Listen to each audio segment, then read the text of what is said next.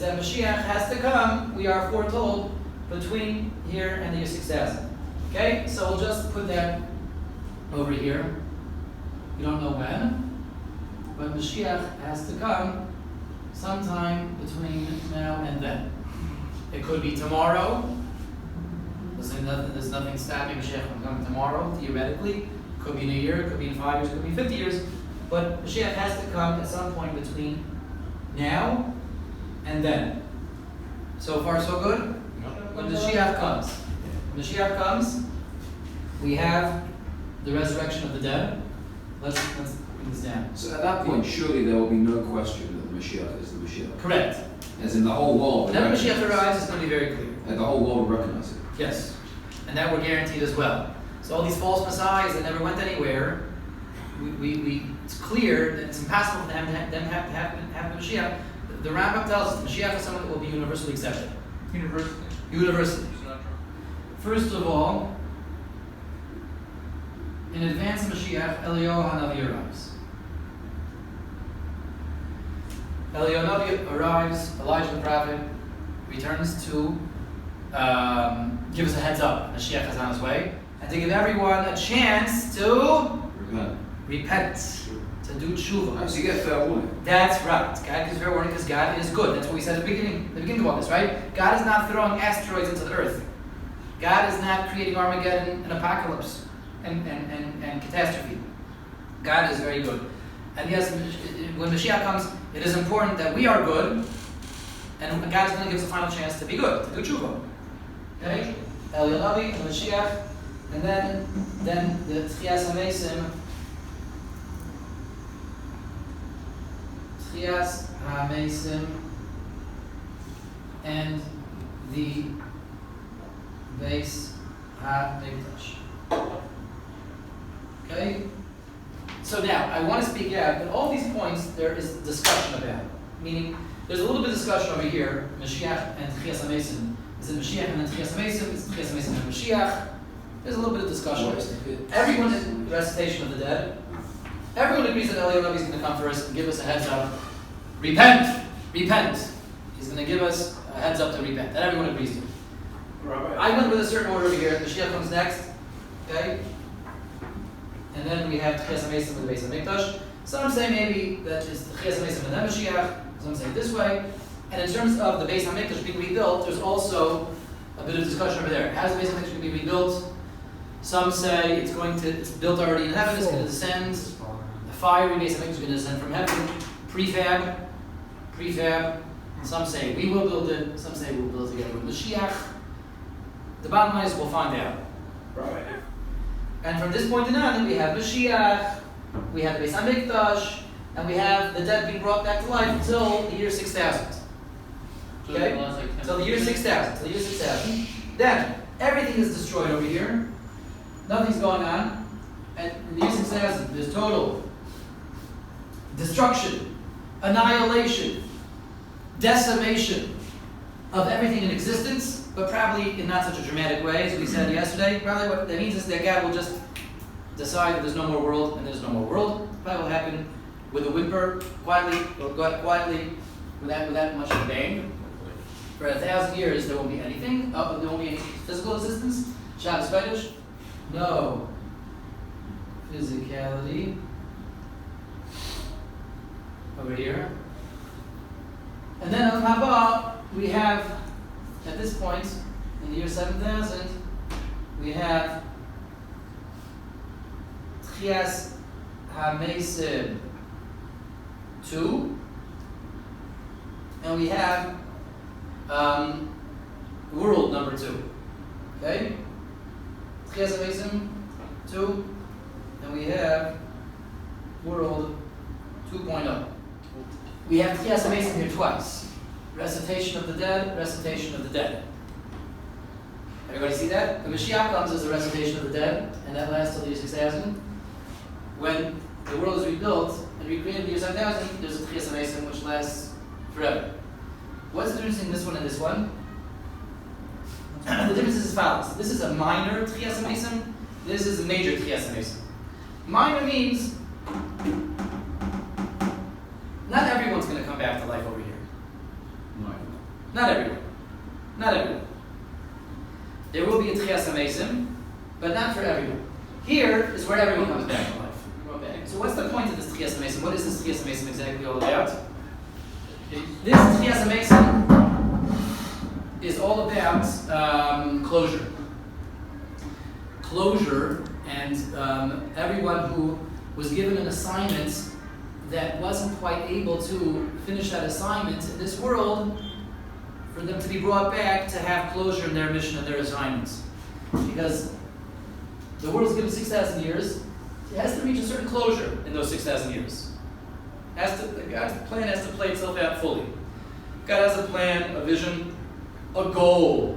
There's a finish line over here. The world has to get to the finish line. And this is also another argument. It's not the shot that there's a world and then just God blows it up in the year 6,000. The world is going to coast into the finish line very smoothly, very naturally, and then the world just ceases to exist. The world will reach closure. It's much more sophisticated and well planned out than like you guys were understanding yesterday. The world coasts naturally into the finish line. The world is given a plan, a mission, and assignment, which consists of a plan, a mission, and the assignments of all the team players in the world. Everybody understand? And that plays itself out, and that plays itself out naturally, harmoniously, and smoothly all the way down to the year 6,000. So who's brought back to life over here? Everyone that's still needed as a player to bring themselves to their mission assignment, mission completed, which is needed to bring the world to its mission completed. Everybody understand? Yeah. So, like, in other words, someone like Moshe Rabbeinu, his mission is left unfulfilled. Why? Didn't enter Israel. He didn't enter Israel. Excellent. Anyway, he didn't make it in. So someone like Moshe, this is just as an example. He had a mission. Part of his mission was to bring the Jews into Israel, for himself to come into Israel, because this is where we get closure, this is where we have completeness. He never made it. So Moshe, in order to bring this world 1.0 to its completion, so Moshe needs to be brought to completion. Moshe comes back to Tchias HaMesim to bring it home. And everyone else over the history of Klal Yisrael that was given an assignment in having their individual part to play in bringing the world to its completion, will all come back for their own personal completion on a micro level, which gives the world completion on a macro level. Does everybody follow that idea? Yep. That's the minor Tchias HaMesim. So there are maybe Jews individuals that had mission accomplished in their lifetimes. So they're not going to be brought back at this point. And that minor Tchias HaMesim is the one that will start from over here, from Har HaZesim. Okay, that's where this Tchias HaMesim starts from the Mount of Olives. Everything that you have read, and everything that's mentioned in the prophets about the resurrection of the dead is referring to this one. It's referring to this one. Everybody understand? That takes us to the year 6,000. So what we know is sometime between now and the year 6,000, Mashiach will come necessarily. That's it's wired into God's plan. We have Eliyahu Navi as the herald, announcing the arrival of Mashiach. We're given an opportunity to Tshuva. We have Mashiach, recitation of the dead, and the construction of the third Beis HaMikdash. The year 6,000, everything ceases because the world has reached its end. The world reaches the finish line, and what this world is here for. And then we have 1,000 years of Shabbos Kodesh, no physicality, we're in stasis, and then God begins again. Any questions on what I said so far? Yes. So Rabbi, just to be clear, on that Psalm 197a, the world can only be 6,000 years old. There's no other alternative. So if the year 6,000 comes, it will be over. Yes. When the year 6,000 comes? There's no other opinion, other second opinion. No, there are places that look like they're saying other things, but that's just different ways of understanding what happens in the year 7,000 and 8,000, 9,000 years. How exactly to look at this, distinguish between this and this and this. But everyone agrees to all the basics that our world ceases over here, and then we have stasis, and then things begin to change. There may be differences as how to say things, how to present things, but everyone agrees to the basic information. Yes, we're going to explain today a few things, what this 1,000-year stasis is like, what it's all about, and we get more into the minor resuscitation and the major resuscitation, and we're also going to address why is all this necessary altogether, why we make worlds to destroy them, why we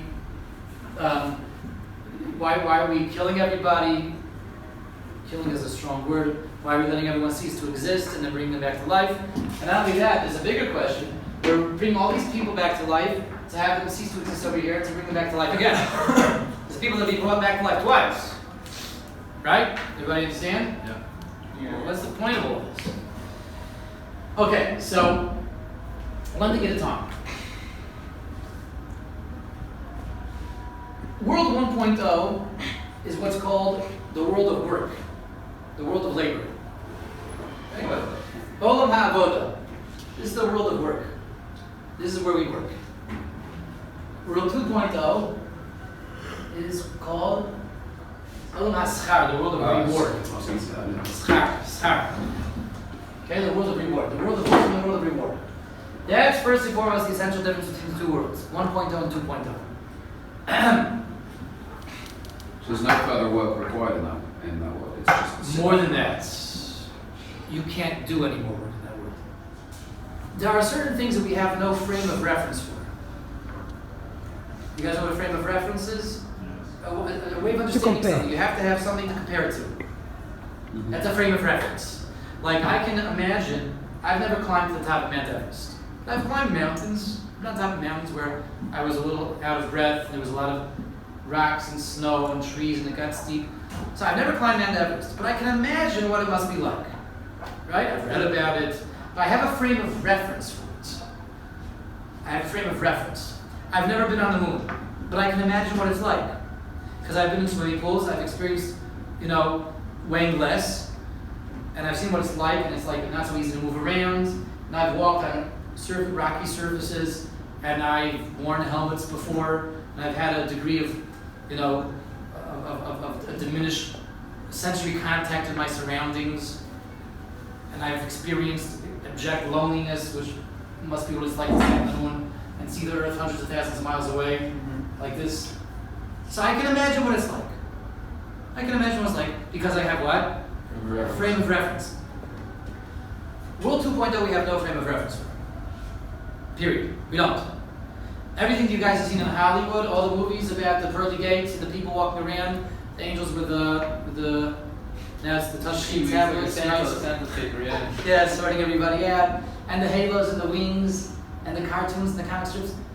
That's all immature. Immature because we have no frame of reference. Period. We have no frame of reference for it. Period. No prophet. The Gemara says. You guys know what the Gemara is? Yeah. Talmud Bavli, baby. Very nice. Gemara. The Gemara says that all of the prophecy of all of the prophets. You guys know what the prophets are? Shmuel. Perfect. That's a prophet. That's right. So now, all the prophecies of all the prophets, no one ever prophesied about World 2.0. No prophet ever said anything about it. The only prophecy that has ever been uttered, the furthest reaching prophecies that have ever been said, have been said about what? the first resurrection. That's right, Mashiach times. Okay. All the prophets, Ezekiel and Jeremiah and Isaiah and Obadiah and Zechariah, right? All these prophets, the furthest they ever went in prophecy was this point in time. Nobody ever went past here. Nobody. And in fact, the Gemara cites a pasuk, a verse that essentially says this.